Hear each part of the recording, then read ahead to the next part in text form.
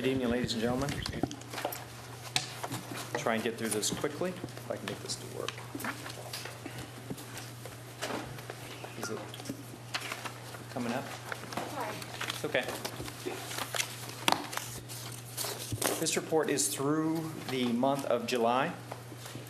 On the revenue side of things, revenues continue to perform well. We are up $3.2 million versus budget. Local taxes are about where we expected. That's mostly your sales taxes and your property taxes. They're about $60,000 over where we thought they'd be at this point. Pilot continues to outperform expectations. We're still a little over $500,000 in overperformance. And as I explained last month, state shares of revenue are up precipitously due to accounting changes that were implemented by our new accounting firm and the fact that we had a large influx of income tax money that came from a couple of different origins. One is the fact that people paid more income taxes because they sold assets at the end of the previous year.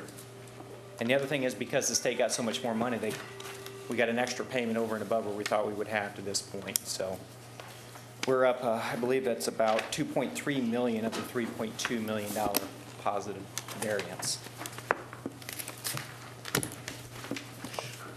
On the expense side, what I don't want you to do is to look at this and be concerned about the $2.5 million budget variance that you see because of the method we use to calculate the monthly budget numbers. We have an extra $1 million more in pension payments this year. There was no police contract in place last year through July, and hence no raises reflected last year to this point through July.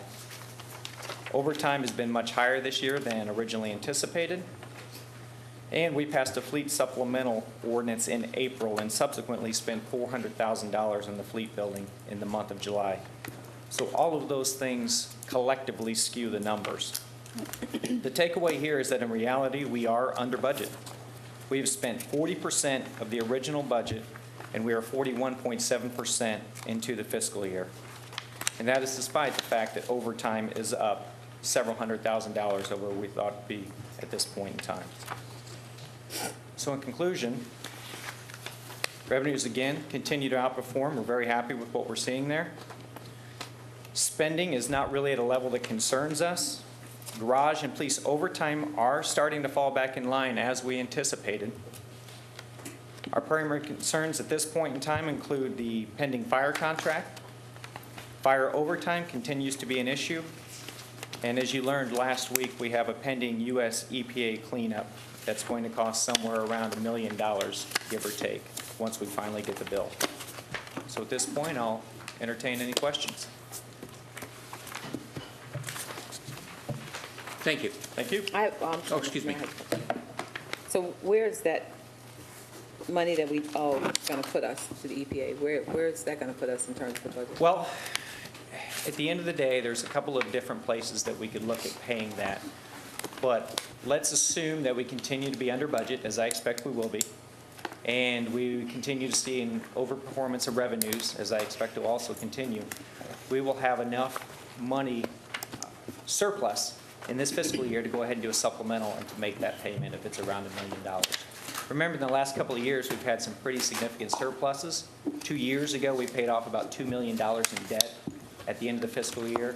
Last year, we did an extra $1 million pension payment.